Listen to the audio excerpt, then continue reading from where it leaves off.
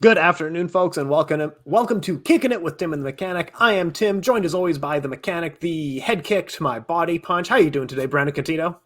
I'm good, man. It's always good talking kickboxing with you, baby. We got so much to talk about. It is a beautiful day. Man, we have so much to talk about. I got so much on my notepad here. It is absolutely ridiculous, but you got a fight announcement for us, is that right? Oh, yes, I do. April 2nd, for those that are here in the States, man, April 2nd, it's a Saturday in Atlantic City, New Jersey. I'll be fighting. So yeah, if you guys aren't able to watch it, I believe it will be on the Fight app. So for all my people overseas, if you guys want to be able to watch it, you guys should be able to tune in there. Nice. But if not, I'll let you know. You know me, just like I said, just follow me on the socials. I'll always post how you guys can watch it. Ooh, that's coming up quick, man. That is exciting times. I don't want to turn this into an interview, but how's training coming along? How's everything looking on that? Hey man, training's good, man. I'm feeling on point. Weight is good. Just like I said, after the show's over, I'm gonna go train, and then I'm gonna come back, rest a little bit, and then I'll train again at night. But now, man, training is going great, man. I'm loving it. I feel good. And you're wearing your tune-up crew. You got a tune-up crew coming out to Atlantic City? Oh, of course, man. Dude, they've been itching. They've been itching to come back. So, Tune Up Crew will definitely be down there representing. Absolutely awesome. Now, we got a tons to talk about here on the show. We got a one championship coming up this weekend. We're going to review the K-1 that was, I think, just 2 weeks ago. And this is the last show before the big one coming up at Glory 80. So we're going to review Glory 80 as well. We're going to try to get everything done. So let's cover off a little bit of the K-1 show. K-1 did a big, like you said, 25. How many? This was 20 fights from 20 fights. I really did want to cover it, but just the hours can be a little bit much, and the pacing sometimes can just exhaust you. But the Grand Prix that they had on it looked really good, and there was a couple of standout fights for you. You were discussing Kana Morimoto versus Rand, correct? Tell us a little bit more here. Yeah, no, man, it was a good fight. Like I said, going into the tournament, like just watching the fights, I actually thought, what was his name? I actually thought Masahi Kimura was going to win it because he was just destroying everybody. He was knocking everybody out, So I was like, oh man, he was just looking sharp. Now I'm not trying to take it away from, was it Kaneko? I'm not sure if Kaneko. I say his name right, but I mean Kaneko was looking good as well. But I just thought his opponent was just coming out sharp, like he was just knocking dudes out. But then when they got, but like I said, this is why we say this is why we have the fights. We just don't go on eye test. Yeah. But it was a good fight, man. It was back and forth. Homeboys were bringing it, man. They wanted to be the champ. But like I said, Kaneko, he like edged out in an all-out brawl, man. It was a banger. It's a good weight class. And this is another bantamweight, which is just hovering around that Takuru. And like it's such a good weight class. There's so many more stars and names in it now. But yeah, I heard the highest on this K1 event. The highs were really high. The lows were a little bit, but the actual good fights were absolutely amazing. Yeah. And then of course also too, like I said, another fight that really caught my attention, which really was the fight I was looking forward to on this card, was the return of Kana. She had a fight. I think she was out for like a year and a half, probably. Mm-hmm. I know she was training stateside. She was training out in California. She was training out with girls like Angela Hill, who's in the UFC. But yeah, man. But she looked good. It was a good fight. It was a fun fight. Kind of looked real good. I'm kind of looking forward to when she gets back. Which of course I know they announced. I think an all women female tournament coming up in June. So I'll definitely be looking forward to that. I think it's called like Rise of the Venus or something like that. Yeah, I had to bring it up. Rings of Venus, and there you go, Rings of Venus. Sorry, Rise of Venus, Rings of Venus. It will be an all women's K1 tournament, June 25th, and I think they set the weight class so that it is effectively an open weight tournament. Like it's a high enough weight class that all the girls there won't have to cut weight. So it'll be a really fun event to watch. And I think you and I both will be absolutely watching that one. That'll be a really fun one. June 25th coming up, has all the main stars on it. Miyu is on it. Yep. I think Mio is on it, and Kana should be on it as well. Kana's in it. Yep, she's in the photos. Oh, this is going to be a good event. K1 puts on some really good stuff in Japan. They're doing a really good job of keeping busy even through the pandemic. Some shows kind of dropped out. Like Glory had like one show in 2 years, it feels like. K-1 just is consistently putting out products. And speaking of consistently putting out products, one championship. A few weeks ago, we had a kickboxing masterclass with two fighters that you and I were really looking forward to see clash. Enriko Kehl versus Tayfun Özcan. Did you catch this fight on one championship as well? Hey man, Tayfun Askin's another person. Tayfun Askin, another person who I've been high on. I've been a fan of his since his Infusion days. You know, when he became a free agent, I was hoping that he would come to Glory, but he went to one. Hey, still, man, we're still getting good fights. Like I said, man, he's another one of those guys. Like I think really like he's one of those action-packed guys. Like you know, especially too, Muhammad Jiraiya. You know, they're both in the same mold of where they're throwing like 10, 12 punch kick combinations at you. And you got to be ready to just like either take it or get out the way and come back with something. Because if you don't come back with something, they're going to keep on going. And that's really kind of what I thought this fight was. You know, he was just throwing his combos, moving, looking sharp, looking good. Man, yeah, absolutely awesome. He looked sharp and on point. Kind of just two aggressive fighters. What was it? The Whirlwind versus the like Tornado or something like that. Like, just absolutely awesome. I think he's the Turkish Turbine. That's his name. Turbine. Oh, just absolutely awesome stuff. And this is a K-1 champion versus an Infusion champion in the middle of a one championship card. Come on. Yep. This is such a good class. One has put together something really good there, and it was an awesome fight. Any other fights that we missed from the past couple of weeks that we wanted to quickly check off? No, those were really my highlights. I mean, we did talk about the light heavyweight championship that one had that we kind of knew it was kind of set up for the champion, and which it was over in like what 30, 40 seconds, something like that. And even that is like giving him too much credit of how easy of a fight that was. Roman Kryklia, I mean, he was better. That was the end of it. I mean, Murat, it was clearly he's a likable guy and all that stuff, but no, Roman. He even said in the pre-fight press conference, he was being very polite of like, I really value this one championship belt, but if we can cross over with other promotions, that wouldn't be a bad thing either. Yeah. So Roman gets it done in just a couple of seconds, quick and easy knockout, didn't even break a sweat. And there's no one else in that weight division in one championship form. He fights at light heavyweight. In Glory, he'd be fighting some of the best guys there is out there. Yeah. I'd love to see it one day. But coming up in one championship this week, we do have a couple of kickboxing and Muay Thai fights coming up on their one championship. Lights Out, which is coming up this Friday, March 11th. Some good MMA at the headlining, but we also have some kickboxing down the card. Heavyweight kickboxing with Ismael Londt versus Iraj Azizpour. Now, I think heavyweight kickboxing, stop me when I'm wrong, they don't have a title, correct? I want to say that they don't. I thought they were. I felt like they were supposed to have a title fight, but I felt like both guys got sick or something or somebody fell out, and it didn't happen. Yeah, I think that was it. That they were trying to introduce. Yeah, so they don't have a heavyweight for kickboxing championship, and these two gentlemen are fighting at heavyweight. 2 weeks ago, we had another heavyweight title fight, so I'm not sure if they're trying to lead to a heavyweight championship in kickboxing eventually. I can see why they would be. But yeah, so Ismael Londt versus Iraj Azizpour. What do you see in this fight? You're a little bit more familiar than I am here. Yeah, I mean, I like Ismael Londt. I mean, I've known him from a bit. I remember when he came to Glory. I think his Glory run really wasn't as promising as it was supposed to be. You know, but also too, I think really his thing was, man, I felt like he was inactive. Like I felt like he really didn't fight that often. I don't know if he was really dealing with a good amount of injuries, but hey, he's back in one. I think this could be his fight. His fight to win because he is the name on here. But I mean, he kind of has been doing this for a while, so who knows, man? Maybe the wear and tear could have caught up to him. But I'm going with Ismael Londt. I think he'll still have enough to get his hand raised, though.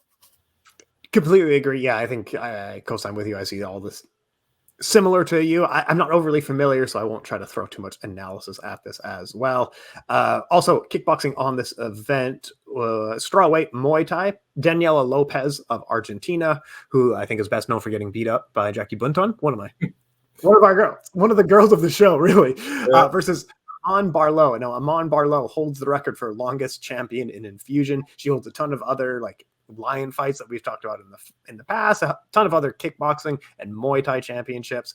Really good signing here by one championship. I mean, when you list off their credentials, it seems like this is a bit of a I mean, stop me when I'm wrong here. What do you see in this matchup?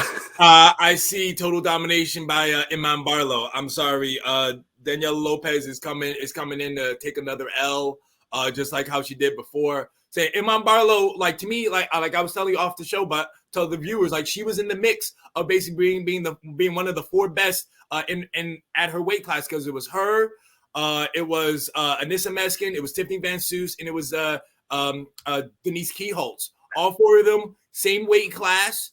I think in Barlow and Kehl were both in infusion, but again, Kehl was doing kickboxing, Barlow was doing Muay Thai, and then Tiffany Van Soos and Anissa Meskin were doing their own thing, but they were all around the same weight class. They were all women in that class. Now, at the time, I was thinking Iman Barlow was the best because, again, she was just totally dominating, But yeah, I think this is a good signing by one. I think one of her thing was too. She like because I know she came to Lion fight as well.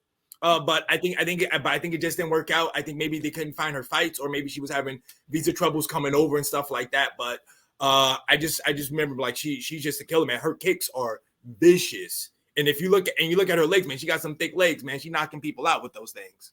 And she's on like a 10-fight streak. She hasn't lost. Her last loss was in 2017, a decision loss for a WMC Bantamweight World title. And she hasn't lost since then. She still holds, to this day, still has the Infusion Championship, WKA Muay Thai, IKF. She had the Lion fight. Like you said, I think it sounds like she just gave it up or something like that for whatever reason, what the discussion was. But, and WBC Muay Thai champion as well. What more do you want on your record? But I think the prestigious title, you got to get one of the glory. You got to get one of the one championships. Those are the prestigious titles. And clearly she's on the road to one of those, correct? Yeah. I mean, I guess it really kind of depends on what you're looking at, because it's like one is still jumping. Like one to me, one is a big name. Like you're becoming a bigger name in the kickboxing world. But I don't know. I mean, hey, we'll see what happens. Because I mean, my head is like, yo, why don't Anissa Meskin want somebody to fight? Why don't she call out Iman Barlow? But I guess Janet Todd is the champion. Again, I don't know what these weight classes are, but I know Barlow and Meskin fight basically at the same weight class. So to me, if you want a title fight against Meskin, Iman Barlow might be the girl to call out instead of Janet Todd. If Janet Todd is fighting out like 110 or 112 over here. This is listed as straw weight, which they don't have a female champion at straw weight in. Oh, it's Muay Thai. It's Muay Thai. Yeah, it's Muay Thai. And one advertises that they have more champions than anybody else, and yes, they've really flipping do. So yeah, they haven't. But yeah, it's only atom weight in both kickboxing and Muay Thai. They don't have a straw weight title. I assume Iman can. It says that her weight is basically what the one championship. Yeah. Straw. I mean, I think maybe with everything going on, like I said, maybe they're bringing in people in more now, and now they're going to try to start have those, they're trying to fill up those divisions like we talk about with the heavyweight kickboxing. They're trying to bring in more heavyweights. So now maybe with these women, they're trying to bring in some more Muay Thai women. I mean, maybe eventually Stamp Fairtex will pick one thing and she'll just maybe go back to kickboxing, or she'll stay in MMA, because I know she was somebody, who was doing both. She's doing kickboxing and MMA, but you don't really want to be the champion holding all these belts, because then that's a lot of fights you got to do. But then again, she is Thai, and Thai fighters, they will fight every week if they can or have to. Yeah, it's absolutely true. Yeah, whatever Stamp wants to fight in, I'll happily watch it. She's a cool fighter. I thought she was just some lame fighter who just had a bunch of promotion behind her, but no, she's incredibly talented. 24 years old, holds titles in kickboxing, Muay Thai, and MMA. Anyway, I don't want this. The thing is with one championship is that their kickboxing and Muay Thai is so good. Their MMA is just advertising for how good their Muay Thai and kickboxing is. Their Muay Thai and kickboxing is the best stuff in the world. Yeah. I mean, it gets the full stamp of approval, and especially giving a lot of opportunity to women. It's absolutely awesome stuff. And speaking of Lynn Hakin versus Milagros Lopez from Argentina, like you said, I can't find anything online, but they look the same. These two, man, I think they're two sisters from the same country, same name. They look alike. Really look alike. I mean, either way, man. I'm sorry. I said it off air. I'll say it on air, man. I could be wrong, but I say these two girls are both going to come in, and they're both going to get some L's, man. They're both taking big time. Hey, man, it must be a family thing of taking L's together, but that's what's happening. That's what's happening. I'm sorry. Hey, hit us up in the comments if you think I'm wrong, but I don't think I am. I think both sisters are taking L's this Friday. But hey, like I said, if you disagree, say it in the comments, man. I want to hear from you. Say it to my face. Say it to my face, keyboard warriors. Say it to my face. Yeah, that's all good. Anything else on the upcoming one lights out that we needed to cover off, or if we covered it off? Nah, man. Like I said, I mean, the real fight that I'm really looking forward to is the Iman Barlow fight. Like I said, me, man, king of the lady fights over here. I love me some lady fights. But other than that, man, I mean, I kind of am looking to see how Ismael looks like. I was really hoping for him and Rico Verhoeven to lock horns in glory, but it never happened. So I'm kind of see what it is that he still has in the tank. So it sounds like one maybe setting up a kickboxing heavyweight championship and setting up a women's kickboxing strawweight championship based on how they're setting up these fights, how they're aligning a lot of things. But yeah, when we talk about Rico Verhoeven, it's a different set of rules, isn't it? You have to be a name, you have to be a draw, you have to be on a win streak, because right now he is the king of kickboxing, and it's not that close. He is the king of kickboxing, right? Yeah, he is. That's his name, man. It's the king. Yeah. Are you ready to jump into the big one? Are we ready to jump into Glory 80? Yeah, actually, I just want to bring up one thing about one too that sometimes that throws me off. I feel like with their Muay Thai fights, like, because I know it doesn't say, but I feel like with the Muay Thai fights, or at least I don't know if it's with the women. I know with the guys, I feel like it usually is, but usually with the guys in the Muay Thai fights, they wear MMA gloves. While when it's kickboxing, they wear the kickboxing gloves. So I don't know if that's how it's going to be for the Iman Barlow fight, if she's going to wear MMA gloves, but they'll still be doing Muay Thai. I don't know. I know you cover one more better than I do. So maybe you might have a little insight. Let's check it here. Good.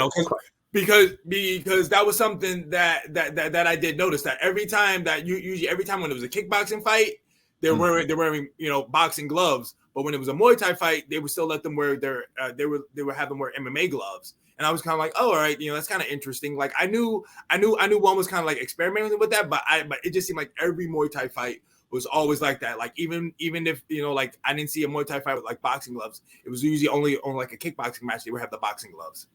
Yeah, so a lot of things with one, so they do call it their super series, is their Muay Thai fights with the small gloves. And why they choose Muay Thai and not kickboxing for the small gloves, I'm not really sure, because it's with the small gloves, it's awesome. Like it is such a fun sport with small gloves. How they choose it, I'm not entirely sure, because one championship, it's like they're running a ton of really good ideas separately. Like everything's kind of running like, so we're gonna do Muay Thai with small gloves. And then Muay Thai and kickboxing have very similar judging. And then MMA will do small gloves as well. But we're going to have a completely different judging system for MMA. And it's not going to be related to their kickboxing and Muay Thai division. Kickboxing and Muay Thai. Kickboxing has to be in small gloves. Muay Thai has to be kickboxing has to be in big gloves. I'm not entirely sure what they look like behind the scenes, but they're running like so many good ideas, but not from the top down, it seems like. You know what I mean? It's like they're just throwing a bunch of things at the wall and see what sticks. But I would love to see more Muay Thai in small gloves. I'd love to see more kickboxing in small gloves, but I'm not entirely sure what the discussion looks like, especially with fighters behind the scenes. If you suddenly switched it on them, I don't know. Could you imagine some of those, like some Roman Kryklia in a small gloves? Just hey man, maybe it's a fighter's choice type of thing. It's like, hey, do you want to do big gloves or little gloves? Maybe that's how they do it. I don't know.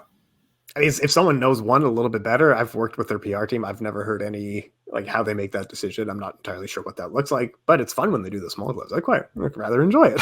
It's a good time. Glory 80, the big one. We started the show when we were talking about a Badr Hari announcement, and now here we are, just 2 weeks away from Badr Hari, potentially retirement tour, potentially something else. Should we start from the bottom and just really bury the lead and really tease these folks? Yeah, why not, man? Let's start bottom. Jay Overeem will be making his promotional debut against Jos van Belsen. Jos van Belsen has a few fights in Glory Kickboxing. Jay Overeem is making his debut. He fought for an Infusion title in the past. He was a title in, I think, WFL, which is Team All Violence. Melvin Manoff's promotion. He's coming in with a lot of hype. I think Jay Overeem probably takes this fight. This is a really fun one as well to keep your eye on. It's a fairly small card, so he's kicking off the card. But what do you see? What do you see in this matchup? Who do you think all that good stuff. Yeah, no, I think I'm kind of leaning. I think I'm leaning towards your way. I think I'm going to go with Jay Overeem, just because really I think he's going to come out guns blazing. Like I say, he like I say, you did an interview with him. He had Melvin Manoff with him, really hyping him up. So I think he's just going to come out guns blazing, trying to put on a show. Like I said, they are the first fight of the night, which of course. Which is usually always something that's always a good one. Could you kind of always want to set the tone for the night. So I think these two dudes are going to be jazzed up because there is going to be a crowd. You're going to be in a big stadium like that. But yeah, that's what I think. I think Overeem will do enough to get his hand raised. I agree with you. He's a young man. The biggest mark on his record is a close decision loss to Andy Semler. No shame in a close decision loss to Andy Semler, especially when you're young, you're still getting better. But yeah, big shout out to that guy. Garrick Belay, which I think you have some relations with. You know the man, versus our own Norden Ben Mo, the king of violence. We're so biased. There's some fighters we like, some fighters we don't. What do you see in this matchup? Obviously, it's Norden. Like we know. Yeah. Nah, man. Nah, I like both guys. Like I said, man, Belay, ton of respect for him. Like I said, hey, I would love to share the ring with him one day if possible. But like I said, Norden Ben Mo, man, I've been watching him since Infusion days. Big fan of his. Like we said, man, if there was an all violence team in kickboxing, he would definitely be on it. He's action packed, which is why I think he's gonna take this, because I want to say that he's gonna go like just kind of like I said with Jay Overeem. I think he's gonna come out guns blazing. Garrick Belay's a little more technical, a little more relaxed. Tries to take his time, he tries to get into his groove. But I think Norden Ben Mo is going to come out, and that way Belay won't ever really really won't get off. He probably won't get out the first gear. I think Norden Ben Mo is going to come in on gear 3 already, ready to go. Man, you're going to see some scissor knees, some round kicks. I mean, I wouldn't be surprised if we see a knockout come because that's what Norden Ben Mo is going to be hunting for. He's a Mr. Team. He's an all violence boy, and you absolutely love to see that style in kickboxing. It just brings the sport together, In the next fight, you have 2 top 5 middleweights, honestly vying for a top contender position. I think you have Serkan Özcan. He laughed at me by the way I said his name when I interviewed him, but I knew I couldn't do any better than that. So Serkan Özcan of Turkey, his debut last year in glory with a quick first round knockout over top 5 ranked Matt Baker, and now. Serkan is ranked 4th in that division, and he's going to be fighting ranked number 1, Enriko Kehl. And the two of them, the winner of this fight, there's no one else there. Donovan Weiss is the champion there. But these two, I imagine, are fighting for a top contender spot. Serkan Özcan versus Enriko Kehl. What do you see in this one? How do you feel about this one? Yeah, I'm not going to lie. I'm kind of surprised that this fight is happening, just because, like we talk about, I think the champ has been waiting. Like, I've seen videos of him training. Like, so to me, you have the number 1 guy. He's right there. Why not let him get his title shot? Instead, you're taking the number 1, having to go against number 4. I know. It's a weird thing. That's why I'm kind of like, I don't really know why. I don't know why this fight is happening. But hey, I'm gonna watch it still because I know it's gonna be good. Yeah, they have other guys in the top 5. Exactly. But yeah, I mean. This one kind of is a little tough one for me because I like both. I want to say I like what's it? Bayrak? Enriko Kehl, yeah. Bayrak. I like Bayrak, man. I think he's been doing a good job, but his opponent, man, he used to fight at heavyweight. Now he's coming down, to middleweight, man. You saw that power against Matt Baker. I mean, he rocked Matt Baker, and Baker was on Dream Street, and I think he might do it again, man. I think he just got that power, man. That one shot, he might catch him, and then is gonna be lights out. And the next, he is gonna be the number 1 contender. So yeah, I mean, Serkan is in the gym every day with Badr Hari. His cousin is Gökhan Saki. Like, they train together. This guy couldn't have a better start to the sport than that. And he's on a 33 he's got 33 knockouts in his career or something like that. That's pretty insane here. Like, I got to pick Serkan, right? Yeah, man. Hey, like I said, that's what I'm going with. That's what I'm doing. It's got to be Serkan. He's an awesome guy. He said he'd buy me a drink, and I was like, man, I'm going home early. Like, I don't know what to tell you guys. I gotta catch the train. I gotta go. So it should be a fun night. So Tiffany Van Soest, we've talked about this one already, versus Minazo Kobayashi. This is the Glory Women's Super Bantamweight Championship will be on the line. This is part of Glory Rivals, in which Glory will be pitting their champions against other champions from other organizations. Minazo Kobayashi is the champion in Rise.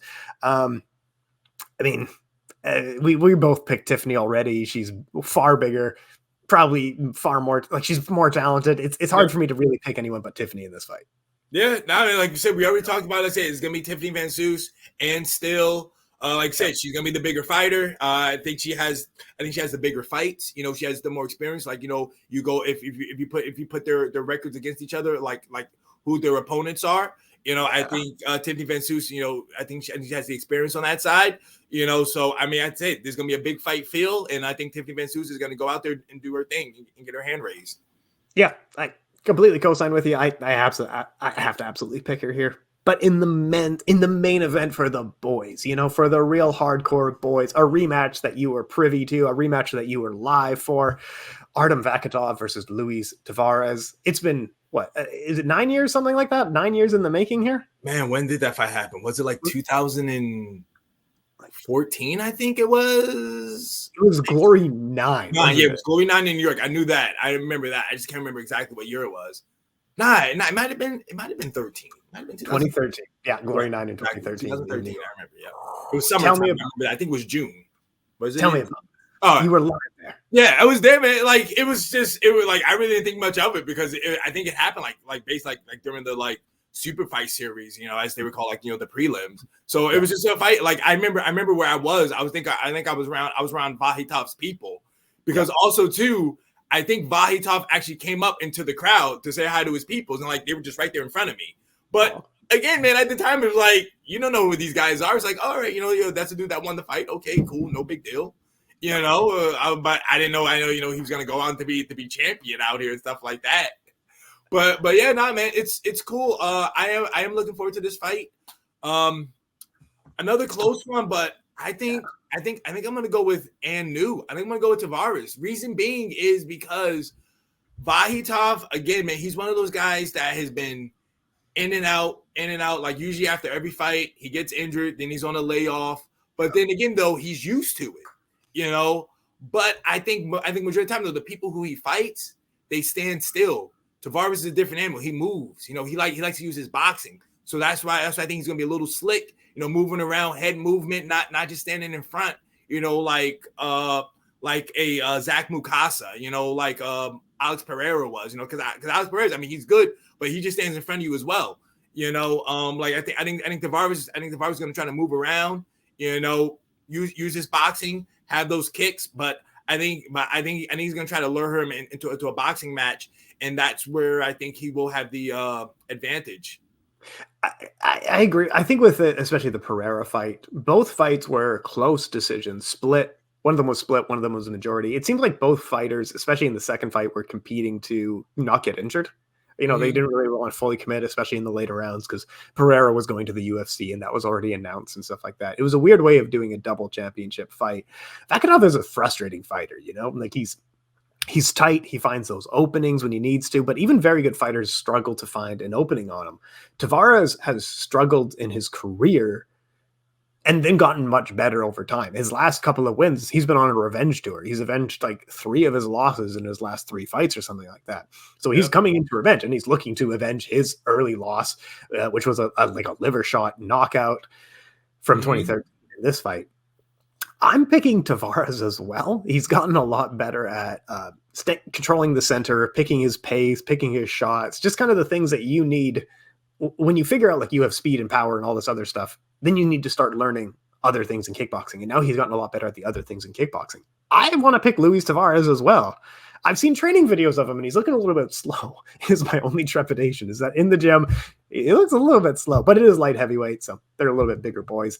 But yeah, I agree with you. And I don't think a lot of people are agreeing with us. I think this is a Luis Tavares night. Yeah. I mean, I like to say, I mean, I like Vahitov. I think he's good, but I mean, just like say, you know, those last Pereira fights, you know, like, I mean, which of course the one Pereira fight he did lose, you know, and then he won it back. But like I said, I think I just think maybe the injuries could be catching up to him, all those layoffs, times off, stuff like that. And like I said, Tavares has been active. He's been fighting. You know, you usually kind of still see him, you know, every one or two shows. So that's why I just think it's gonna be good for him. Yeah, this is we might be entering into a trilogy territory at the end of this year, and sign me up. I love that kind of storyline. Bring it on. Moving up to the heavyweights, and then there's 4 heavyweights closing out the card, and that means we can talk about what is next for the winner, what is next for the loser, because the Glory heavyweight division has some big names in it. Now, let's talk about Rico for a minute. Is Antonio Plazibat the next top contender? Because it's not been announced, but neither of them have a fight, and it's kind of clear that Antonio Plazibat is the next contender, right? I mean, who knows? Because remember, too, man, Rico was supposed to fight Alistair Overeem. Overeem got hurt. That's why Rico did the tournament instead or whatever like that. So, I mean, I'm sorry, he didn't do the tournament. That was before, but no, that's why that's why he fought Ben Sadiq again. You know, because he got the title shot because Alistair Overeem got hurt. So I mean, that fight is still out there. You know, so I mean, really, I don't know what Glory has in mind. Like, to me, man, Glory 81 should be announced this event, because to me, you got so many people waiting to fight. Because again, remember, rumor was that Muhammad Jarabi was supposed to be on this card. Remember, I was calling for it. I wanted that fight. So I mean, hey, he's still training. So I mean, Glory 81's got to be there, because to me, he wants it. You still got your welterweight title, which is up in the air too as well, man. You got to need somebody for that. You know what I'm saying? You know, the middleweight champion, like we just talked about, Donovan Weiss, he's waiting. He's been training. You know, again, in the heavyweight division, like, you got all these champions, like, to me, that are ready to fight, and you got all these other guys that want to fight. And, you know, freaking Josh Johnson's supposed to be coming back. You know, the lightweight champ is even calling him out and even saying that he would fight Josh Johnson. You know, so like I said, man, to me, man, Glory 81, Glory 82 should be coming out soon, because those things, like, you got so many people, but. Then again, though, Glory Rivals has already been announced for May. It's gonna be Glory and Infusion. Yeah, that's fun. That's a really fun one. So I mean, those people could be on that card as well. So who really knows what Glory has in mind? Because also too, remember, with Glory Rivals, everybody's up for grabs. So who knows, man? Rico could maybe fight the Infusion heavyweight champion. You know, so.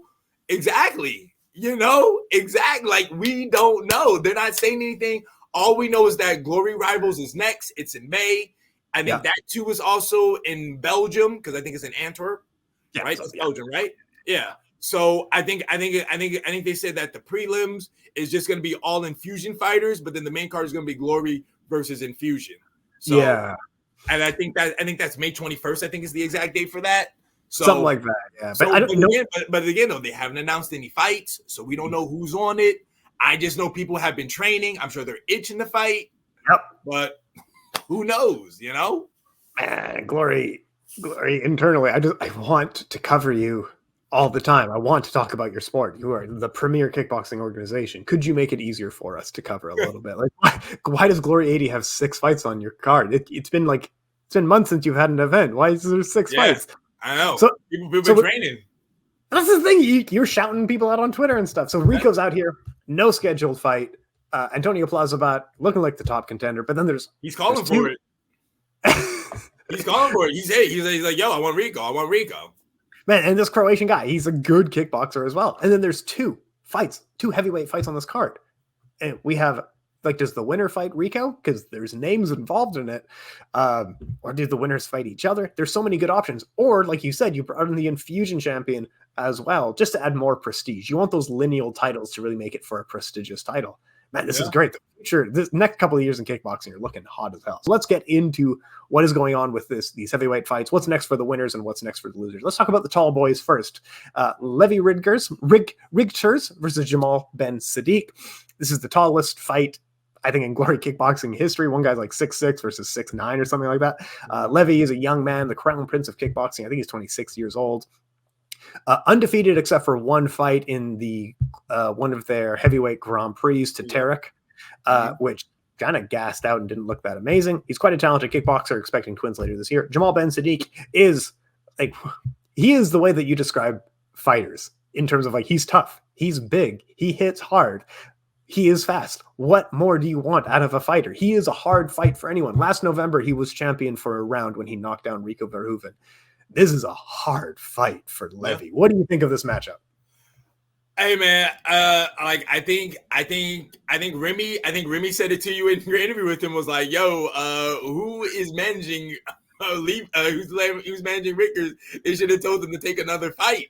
I think the same thing too. Is like, bro, like you just got I understand, you want to dare to be great, but it's like, man, you have time, guy. You're young, like you can fight other people. Like to me, if you look at Jamal Ben Sadiq, the only person he has lost to lately is Rico Verhoeven. Nothing wrong with that. The man won a tournament with a broken arm. Like I just think Ben Sadiq's gonna get his hand raised. I don't know if it'll be. I mean, I kind of want to say I feel like it could be by knockout, but I just think that he's gonna win. I think it might be too much for Rickers. You know what I'm saying? I like him. I think he's a good talent. I think he'll do well. But I think this fight is just too soon for him. I co-sign with you entirely. I know you want to get him into a title shot if you're his manager, but through Jamal Ben Sadiq, like Jamal was just beating up Benjamin Adegbuyi via first round knockout, and then he was dropping Rico Verhoeven. And exactly, like if you're Levy, take a year, just fight some guys. Like you clearly still have flaws, especially in your cardio, your late stuff. Like you're technically quite sound, but the upper echelon of heavyweight are so strong. And if you're struggling with a Tariq Khabiz, no offense to him, but he's a good fighter. Yeah. That's what I'll say. He is a good fighter. But if you're struggling with him, I don't know. I think this is a fight for Jamal Ben Sadiq. But then if Jamal wins, as both you and I are predicting, he's in a really weird position. What do you do with him next? I mean, there's somebody that I think there's somebody that I know he's down to fight, but I don't think they're down to fight him. And which, of course, they brought him up at the press conference. It's somebody else who's fighting on this card, fellow Moroccan, Badr Hari. He said it. He even called out Badr Hari in the ring, and in the ring, Badr Hari was like, "Nah, you don't want this. You don't want that." And I remember that. And even Ben Sadiq had brought it up at the press conference. He said, like, "Yo, I called him out several times." And then which of course he busted on Badr Hari for not even showing up to the press conference either. So I mean, hey man, I would be down for that fight, but I don't know if that fight's gonna happen because I don't know if Badr Hari really wants that fight. It has been requested, but Badr Hari apparently is not doing media leading up to this fight, which take that for whatever that means. But even Glory Kickboxing can't get this guy in a press conference, so take that however. He's doing some zero dark 30 over here, he's just going incognito. That hey man, if it helps him get into the zone, that's what he wants to do for this fight. I just hope it helps him.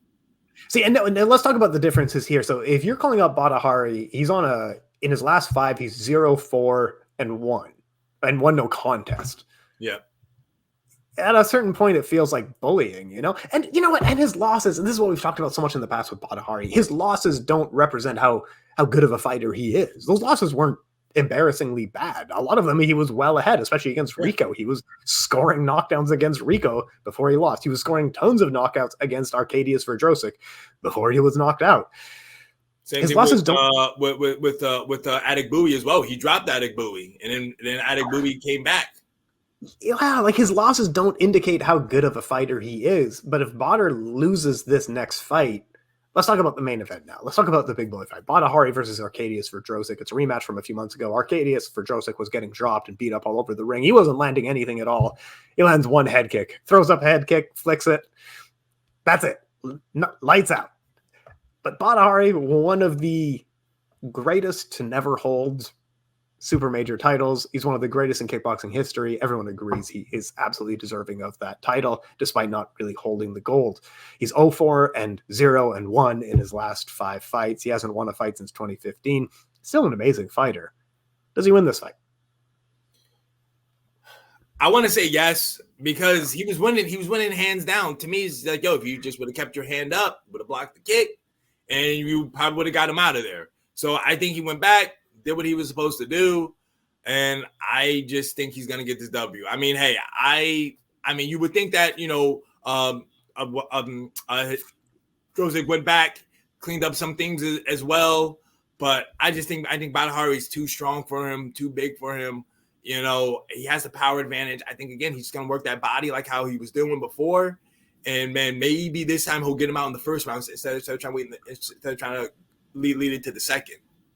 Yeah, I don't entirely know what the game plan would be, because the game plan in the last fight was working flawlessly. It was fine. It was absolutely fine until you got hit, and you weren't getting hit leading up to that moment. It was one of his best performances. It was a great fight, digging the body continuously, closing the gap against the taller opponent. He was constantly pushing Jozek back. Mm-hmm. It's just like you're chasing someone with a knife in their back pocket and they can barely reach their back pocket. But once he reaches the back pocket, it's done. That's lights out. And it's going to be the same story against any heavyweight. If he fights Jamal Ben Sadiq, that's going to be the same story. Jamal probably would get beat up a bunch. Jamal could just knock him out with one punch if he can get it there, right? Like, it's going to be hard to talk about the future of Badr Hari, win or lose. He's 37 years old.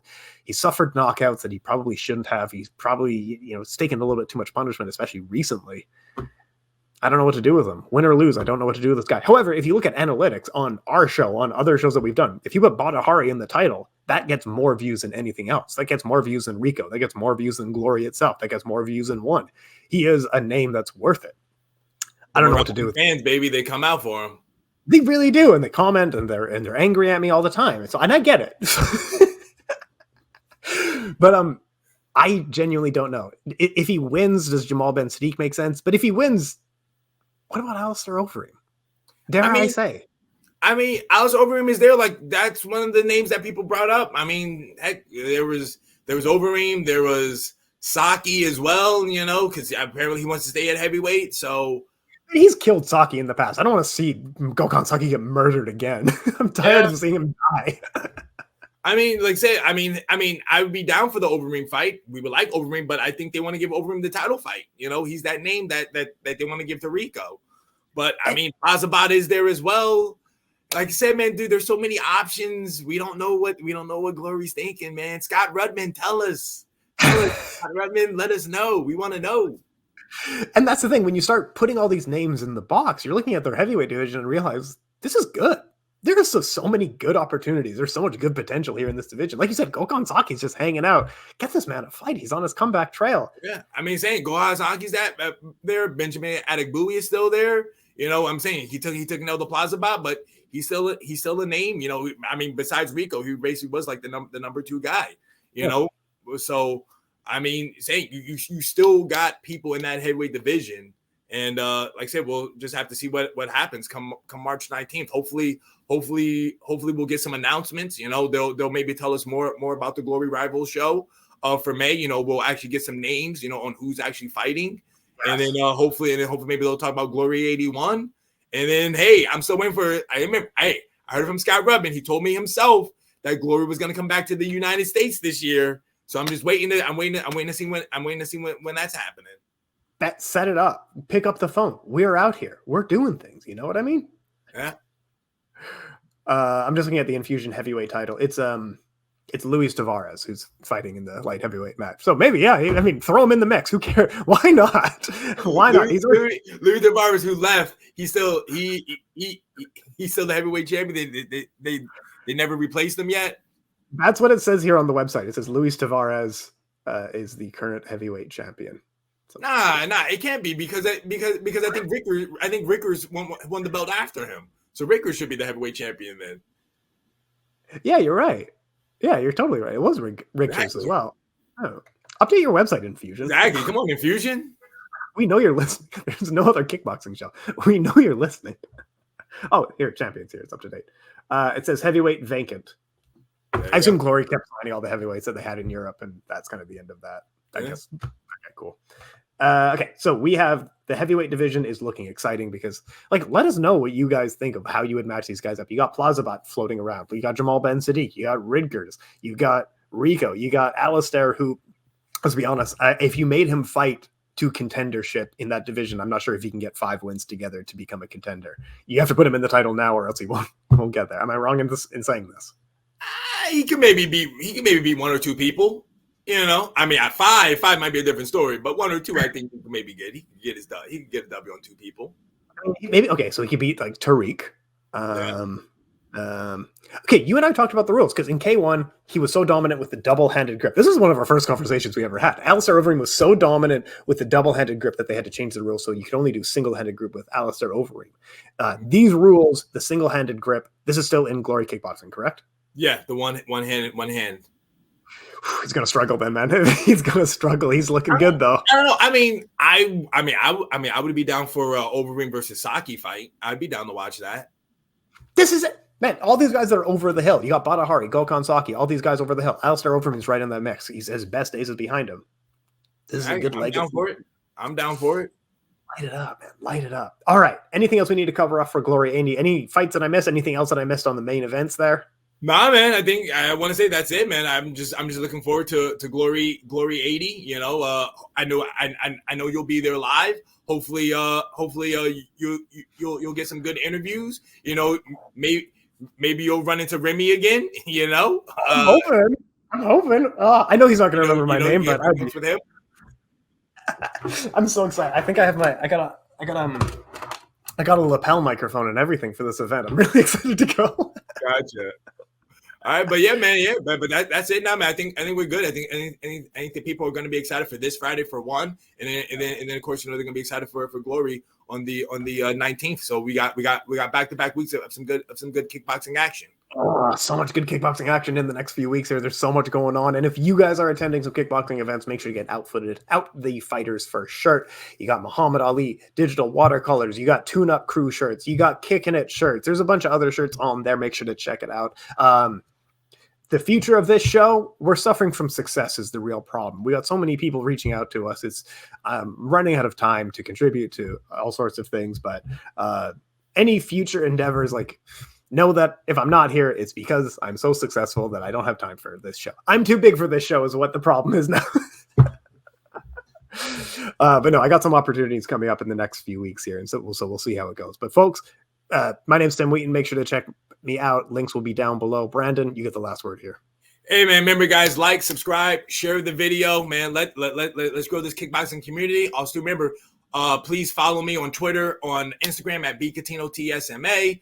Like I said, I got a fight April 2nd. Like I said, just keep following me. I'll let you know about the info if you guys want to come to it. Or like I said, man, buy the merchandise. That way you can represent.